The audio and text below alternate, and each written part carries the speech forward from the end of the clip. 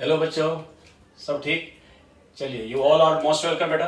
देखो बेटे, आज हम लोग इस छोटे से वीडियो में जो 10 से 15 मिनट का वीडियो होगा, इसमें हम लोग एटीपी के बारे में थोड़ा बेसिक से लेकर के और कुछ एडवांस लेवल तक हम जानते हैं। एटीपी बहुत सिंपल कॉमन मॉलिक्यूल है, जानते ही हैं। और इसका फॉर्मेशन कैसे होता है, इसका स्ट्रक्चर कैसा है, इसका जो इसके ब्रेकिंग से या फॉर्मेशन का प्रोसेस क्या है, ये सब हम लोग थोड़ा सा जानते हैं। छोटा सा वीडियो है, इसको लास्ट तक देखना और काफ़ी इंफॉर्मेटिव है। और इससे जो कंसर्निंग कुछ एंजाइम्स है वो भी काफ़ी इंपॉर्टेंट है। ठीक है, तो चलिए देखो बेटा, ये जो एटीपी है इसका फुल फॉर्म जानते ही हैं, एडिनोसिन ट्राइफॉस्फेट। और ये जो एटीपी है ये एक राइबोन्यूक्लियोटाइड है। एक्चुअली ये राइबोन्यूक्लियोसाइड का ट्राइफॉस्फेट फॉर्म है। ठीक है, तो फॉस्फेट अगर एक लगा हुआ है तो वह न्यूक्लियोटाइड के फॉर्म में है, लेकिन ये सिंगल फॉस्फेट यहां नहीं होता, यहां दो एडिशनल फॉस्फेट लगे होते हैं और इसको हम लोग ट्राइफॉस्फेट फॉर्म कहते हैं। तो यहां पर देखो, इसका जो केमिकल नेम है that is ribonucleoside triphosphate. Ribonucleoside triphosphate है। ठीक है, अच्छा। और ये जो एटीपी है ये सेल के अंदर एक मोबाइल फॉर्म में होता है, मूवेबल होता है, चलता फिरता है, और इसको एनर्जी करेंसी ऑफ सेल कहते हैं। बहुत कॉमन है ये कि ATP is the energy currency of cell, यानी कि सेल के अंदर साइटोप्लाज्म में ये अपना मूव करता रहता है और सेल को जब भी एनर्जी की, जितने एनर्जी की जरूरत होती है अपने मेटाबॉलिज्म को कंडक्ट करने में, जहां जिस प्रोसेस को कंडक्ट करने में, उतना एटीपी वो यूज कर लेता है। तो एटीपी जो है वो चलता फिरता सेल का करेंसी है और अपने नीड के अकॉर्डिंगली वो अपना एटीपी का यूज करता रहता है। अब देखो, सबसे पहले यहां पर हम जान लेते हैं कि ये जो एटीपी है इसका स्ट्रक्चर कैसा होता है। देखो यहां पर ये जो है ना, ये आपको एक पेंटोज शुगर है।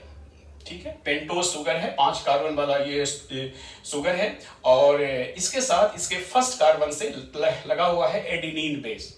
एडिनिन जानते हैं, एडिनिन प्यूरिन का टाइप है एडिनिन, तो एडिनिन बेस होता है। और ये जो शुगर का 5th कार्बन है उसके साथ फॉस्फेट लगे होते हैं। तो आप जानते होंगे, या आगे बायोमोलिक्यूल्स में या 12th के जो है सो सिलेबस में ये चीज पढ़े हैं या पढ़ेंगे कि ये जो शुगर और जो नाइट्रोजनस बेस है जब आपस में जुड़ते हैं ग्लाइकोसिडिक बॉन्ड से, एन ग्लाइकोसिडिक बॉन्ड से, तो ये दोनों कंबाइंडली क्या कहलाते हैं, एडिनोसिन न्यूक्लियोसाइड। ये न्यूक्लियोसाइड है, और न्यूक्लियोसाइड जो है इसका नाम है एडिनोसिन, क्योंकि एडिनिन बेस है तो ये न्यूक्लियोसाइड है। अब इसके साथ साथ अब देखो यहां पर एक फॉस्फेट पहले अटैच हो तो उसको हम लोग क्या कहे, मोनोफॉस्फेट, और 2 एडिशनल फॉस्फेट भी यहां पर अटैच होता है, उसको हम लोग, और इस तरह से ये ट्राइफॉस्फेट फॉर्म है। तो ये हो गया एडिनोसिन, और ये 3 फॉस्फेट इसके साथ लगे हुए हैं तो ट्राइफॉस्फेट। इसीलिए इस पूरे मॉलिक्यूल को हम लोग कहते हैं एटीपी, एडिनोसिन ट्राइफॉस्फेट।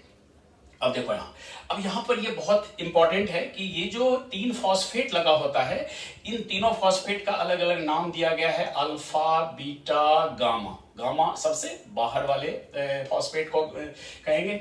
अब देखिए, अब ये जो 3 फॉस्फेट है, ये तीनों फॉस्फेट के बीच में जो इनके इंटरलिंकिंग जो बॉन्ड हैं, इन बॉन्ड्स के बारे में आप लोग जानिए इसको। देखो ये जो सबसे जो लास्ट और सेकंड लास्ट बॉन्ड है, देख रहे हो, ये जो सबसे लास्ट बॉन्ड है और सेकंड लास्ट बॉन्ड है, ये जो बॉन्ड्स होते हैं वो फॉस्फो एनहाइड्राइड बॉन्ड्स कहलाते हैं, फॉस्फो एनहाइड्राइड बॉन्ड। और ये जो बॉन्ड्स होते हैं ये हाई एनर्जी बॉन्ड है एंड वीक बॉन्ड होते हैं। वीक बॉन्ड मतलब अनस्टेबल होते हैं, यानी ये इजीली ब्रेक हो जाते हैं और ब्रेक होकर के एनर्जी रिलीज करते हैं। तो ये जो दोनों लास्ट बॉन्ड है ये फॉस्फो एनहाइड्राइड बॉन्ड है, और जो सबसे अंदर वाला जो बॉन्ड है वो कौन सा है, फॉस्फो एस्टर बॉन्ड। जानते हैं फॉस्फो एस्टर बॉन्ड जो है, शुगर और फॉस्फेट के बीच में जो बॉन्ड बनता है वो फॉस्फो एस्टर बॉन्ड है। तो ये जो है, यानी कि जो पहला बॉन्ड है फॉस्फो एस्टर, और जो सेकंड और थर्ड जो लास्ट बॉन्ड है वो है फॉस्फो एनहाइड्राइड बॉन्ड, जो कि काफी वीक है और हाई एनर्जी बॉन्ड होता है। जब भी एटीपी टूटता है, जब भी एटीपी ब्रेक होता है, तो यही लास्ट बॉन्ड ही कॉमनली ब्रेक होता है और सेल को इसी से काफी एनर्जी मिलता है। अब देखो यहां पर एटीपी का साइकिल हमने बताया है कि एटीपी का जो साइकिल है, यानी एटीपी का टूटना और बनना, ये दोनों प्रोसेस चलते रहते हैं, एटीपी का टूटना, एटीपी का बनना, ये जो प्रोसेस है इसी को हम लोग एटीपी एडीपी साइकिल बोलते हैं। तो सबसे पहले देखिए एटीपी जो है वो टूटेगा कैसे। तो एटीपी जब भी ब्रेक होता है तो वाटर के प्रेजेंस में होगा, यानी हाइड्रोलाइसिस होता है। तो वाटर के प्रेजेंस में ये जो बॉन्ड है और इसमें कुछ एंजाइम्स इन्वॉल्व है वो भी हम बताएंगे। और जब ये बॉन्ड टूटेगा, देखो ये लास्ट बॉन्ड हमेशा हाई एनर्जी बॉन्ड जो है यही ब्रेक होता कॉमनली। और जब ये बॉन्ड ब्रेक होगा तो इससे क्या बन जाएगा, एक फॉस्फेट अलग हो गया तो ये बन गया एडीपी, एडीपी बन गया। और अब इसमें जो है देखो एक तो वाटर के प्रेजेंस में हुआ, एक फॉस्फेट अलग हो गया, और ये जो एनर्जी रिलीज हुआ है इसका यूज क्या होगा, बताए हैं कि सेल जब भी सेल को एनर्जी की जरूरत होती है तो एटीपी को ब्रेक करता, और जब एटीपी ब्रेक होगा तो जो भी एनर्जी इससे रिलीज होगा वो सेल अपने मेटाबॉलिक प्रोसेस में उसका यूज करेगा। ठीक है बेटा, तो ये हो गया ब्रेकिंग प्रोसेस है जो वाटर के प्रेजेंस में होगा। और एंजाइम जो इसमें इन्वॉल्व होते हैं दैट इज एटीपी एजेस। देखो एटीपी एजेस एंजाइम है, एटीपी हाइड्रोलेजेस पूरा है इसका नाम, एटीपी हाइड्रोलेजेस, ठीक है, शॉर्ट में एटीपी एजेस के नाम से जानते हैं। अच्छा, ये तो हो गया ब्रेकिंग प्रोसेस। अच्छा, अब है कि एटीपी बनता कैसे है। देखो एटीपी जब भी बनेगा तो एडीपी में ये जो दो फॉस्फेट है इसमें एक फॉस्फेट और एक्स्ट्रा आकर के जुड़ जाता है, वही थर्ड फॉस्फेट। जो दो फॉस्फेट ऑलरेडी है तो वो डाइफॉस्फेट है, और एक फॉस्फेट यहां पर और अटैच हो जाएगा, और इस प्रोसेस में वाटर रिलीज होता है। और ये जो और इस प्रोसेस में जो एनर्जी सेल को लगाना पड़ता है। तो सेल को एनर्जी कहां से आएगा एटीपी बनाने के लिए, तो ये सेल के अंदर जो फूड होता है, फूड उसका एनर्जी यूज करता है। अब कहोगे कि सेल के अंदर जो फूड है वो फूड बाहर से, या तो प्लांट है तो खुद सिंथेसाइज करेगा, और अगर एनिमल है तो बाहर से फूड कंज्यूम करेगा, और जो फूड है वो सेल के अंदर आया और वो फूड के अंदर ही एनर्जी होता है। तो फूड के अंदर एनर्जी कहां पर होता है, जो बॉन्ड्स होता है मॉलिक्यूल के कार्बन के बीच, जैसे कार्बोहाइड्रेट है, फैट है, प्रोटीन है, इसके अंदर जो बॉन्ड्स होते हैं उस बॉन्ड में एनर्जी होता है। और जब भी वो बॉन्ड टूटता है थ्रू स्टेप बाय स्टेप, जो कि रेस्पिरेशन में हम लोग पढ़ते हैं पूरा और डिटेल में, तो उसी फूड के ब्रेकिंग से जो एनर्जी रिलीज होता है उसी एनर्जी का यूज करके सेल अपना एटीपी बनाता है। देखो जो भी चीज हम लोग खाते हैं तो उसमें से जो एनर्जी सेल को मिलता है उस एनर्जी का सेल डायरेक्ट यूज नहीं करता है मेटाबॉलिज्म में। पहले क्या करेगा, उस एनर्जी का यूज करके एटीपी बना लेगा, और एटीपी में एनर्जी को स्टोर कर लेता। तो एटीपी जो करेंसी के फॉर्म में है तो क्या है कि उसके अंदर एनर्जी स्टोर है, और वो स्टोर जो है एनर्जी वो किस फॉर्म में स्टोर है, यही बॉन्ड के फॉर्म में। जो हाई एनर्जी बॉन्ड होता है ना, सब ये जो फर्स्ट और लास्ट और जो सेकंड लास्ट है वो हाई एनर्जी बॉन्ड है, उसी बॉन्ड्स के फॉर्म में वो एनर्जी को स्टोर कर लेता है। और कॉमनली तो एक ही बॉन्ड सबसे लास्ट ही टूटता है, ओकेजनली कभी कभी जो सेकंड लास्ट बॉन्ड भी ब्रेक होता है। और जब सेकंड लास्ट बॉन्ड ब्रेक होता है तो एक साथ दो फॉस्फेट अलग होता है, इसको हम लोग पायरोफॉस्फेट कहते हैं, ठीक है। और बाद में पायरोफॉस्फेट हाइड्रोलाइज्ड होकर के फिर से एनर्जी रिलीज करता है। तो इस तरह से सेल के अंदर जो फूड होता है उस फूड के ब्रेकिंग से जो एनर्जी मिलता है उसी एनर्जी का यूज एटीपी बनाने में करता है। समझ में आ गया बेटा। अब देखो, अब यहां पर हमने कुछ पॉइंट्स दिया है कि जो एटीपी का जो ब्रेकिंग प्रोसेस है और एटीपी का जो फॉर्मेशन है, फॉर्मिंग प्रोसेस है। देखो एटीपी जब टूटेगा तो एनर्जी रिलीज होगा, इसको हम लोग कहते हैं एक्सर्गोनिक प्रोसेस। एक्सर्गोनिक प्रोसेस है यानी एनर्जी रिलीजिंग प्रोसेस है बाय हाइड्रोलाइसिस रिएक्शन, बताए हैं वाटर के प्रेजेंस में होगा। और एक एटीपी जब टूटता है, एक एटीपी जो एक फॉस्फेट जब अलग होता है तो सेल को कितना एनर्जी मिलता है, 7.3 किलो कैलोरी पर मोल पर बॉन्ड, ठीक है। पर बॉन्ड जो है इतना एनर्जी सेल को मिलता है। और एनर्जी जो है जब भी ये एनर्जी सेल को मिलेगा तो उसका क्या करेगा सेल के अलग अलग मेटाबॉलिक प्रोसेस, जैसे कि मसल कॉन्ट्रैक्शन में, एक्टिव ट्रांसपोर्ट में, केमिकल्स के सिंथेसिस में यूज करेगा। इन सभी प्रोसेस में ये एनर्जी यूज होता है। और जो एंजाइम, वेरी इंपॉर्टेंट, जो एंजाइम इन्वॉल्व होता है एटीपी के बनाने में, ब्रेकिंग में, उसका नाम क्या है, एटीपी एज, एटीपी एजेस कहते हैं। देखो एटीपी एजेस जो है यानी इसी को हम एटीपी हाइड्रोलेजेस कहते हैं,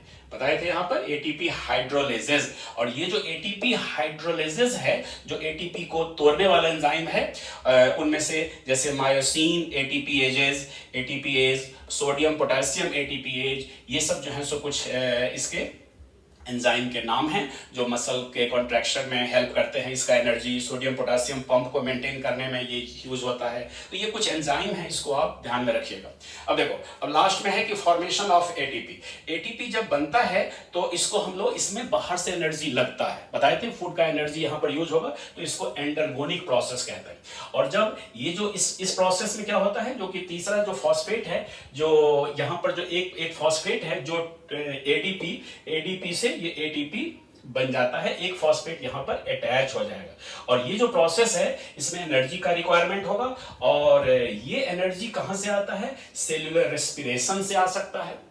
सेल के अंदर जो रेस्पिरेशन होगा, मैंने बताए थे जो फूड है उसका ब्रेकिंग होता है रेस्पिरेशन में, तो सेलुलर रेस्पिरेशन में। या अगर प्लांट है तो प्लांट क्या करता है, फोटोसिंथेसिस के थ्रू जो एनर्जी अपना यूज करता है, जो फूड तैयार करता है उसका यूज। तो या तो सनलाइट के एनर्जी का यूज होगा जो कि पहले फोटोसिंथेसिस में प्रोसेस के थ्रू, और अगर एनिमल है तो जो माइटोकॉन्ड्रिया के अंदर जो फूड का ब्रेकिंग हो रहा है या जो सेलुलर रेस्पिरेशन हो रहा है उसके थ्रू जो एटीपी है उसका यूज करेंगे। और यहाँ पर जो एंजाइम इन्वॉल्व है, देखो अब यहाँ एंजाइम जो खास करके एटीपी बनाने वाला जो एंजाइम है वो एटीपी सिंथेज, याद रखना एटीपी सिंथेज। और ये जो एटीपी सिंथेज है ये कहां पर होता है? एटीपी सिंथेज कहां मिलता है? एटीपी सिंथेज मिलता है माइटोकॉन्ड्रिया के इनर मेम्ब्रेन में या क्लोरोप्लास्ट के थाइलाकॉइड मेम्ब्रेन में। और जहां पर उस मेम्ब्रेन के अंदर क्या सब होता है? इलेक्ट्रॉन ट्रांसपोर्ट होता है। इलेक्ट्रॉन ट्रांसपोर्ट के थ्रू प्रोटॉन ग्रेडियंट होता है, बनता है। और जब प्रोटॉन ग्रेडियंट टूटता है तो उसके एनर्जी से एटीपी बनता है। इसी को एक्सप्लेन किया गया है किस प्रोसेस में? केमी ऑस्मोटिक हाइपोथेसिस, जो हम लोग फोटोसिंथेसिस में, रेस्पिरेशन में इसका अलग से डिटेल में पढ़ते हैं, केमी ऑस्मोटिक। तो यहां पर जब इलेक्ट्रॉन ट्रांसपोर्ट, प्रोटॉन ग्रेडियंट के ब्रेकिंग से जो एनर्जी मिलता है, उस प्रोसेस में जो एंजाइम इन्वॉल्व होता है उसको एटीपी सिंथेज एंजाइम कहते हैं। ठीक है। और इधर कुछ एटीपी का बनना एक और प्रोसेस से होता है, उसको बोलते हैं सबस्ट्रेट फॉस्फोराइलेशन। सबस्ट्रेट फॉस्फोराइलेशन में क्या होता है कि एंजाइम क्या करता है, सबस्ट्रेट से फॉस्फेट ग्रुप को अलग करके और एडीपी के साथ जोड़ देता है। उसमें कहीं इलेक्ट्रॉन ट्रांसपोर्ट, कहीं प्रोटॉन ग्रेडियंट नहीं बनता, डायरेक्ट एटीपी बनता है। सबस्ट्रेट से प्रोडक्ट के बनने के प्रोसेस में सबस्ट्रेट के फॉस्फेट को अलग करके एडीपी के साथ जोड़ दिया और वो एटीपी बन गया। तो इस प्रोसेस को कहते हैं सबस्ट्रेट फॉस्फोराइलेशन। आप ग्लाइकोलाइसिस में पढ़ेंगे या पढ़े होंगे कि वहां पर जो एटीपी का जो बनना है, डायरेक्ट एटीपी जो बनता है वो दो, नेट गेन कितना होता है? 2 एटीपी। और अगर ये इसमें क्रेव साइकिल में भी एक जगह होगा जहां पर कि क्या बनता है? जीटीपी बनता है। तो ये सब जो स्टेप्स है, प्रोसेस है, वो आपको सबस्ट्रेट फॉस्फोराइलेशन के थ्रू एटीपी बनता है। तो एटीपी का बनने का प्रोसेस, एटीपी के टूटने का प्रोसेस, इस तरह से सेल के लिए एटीपी एक बहुत ही इंपॉर्टेंट मैरिकल मॉलिक्यूल है। इसको हम लोग चमत्कारी अणु के रूप में जानते हैं।